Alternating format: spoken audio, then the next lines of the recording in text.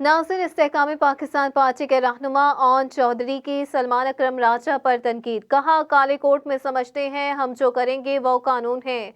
मैं वकला बरादरी की बहुत इज्जत करता हूँ, लेकिन अगर कोई काले कोर्ट की इज्जत पामाल करे तो ये काबिल कबूल नहीं। उन्होंने कहा कि सबको कानून के दायरे में रहकर सोचना चाहिए।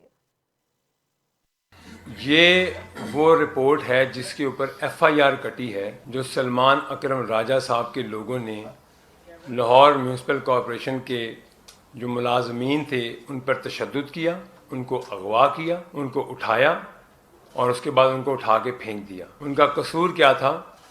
क्योंकि ये अपने काले कोर्ट में ये समझते हैं कि ये जो चीज़ करेंगे वो कानून है और जो चीज़ हम करेंगे वो कानून नहीं है। मैं कुछ चीज़ें आज अपनी कौम के सामने बताना चाहता हूँ। मैं बज़ाते खुद वकला बरादरी की बहुत इज़्ज़त करता हूँ।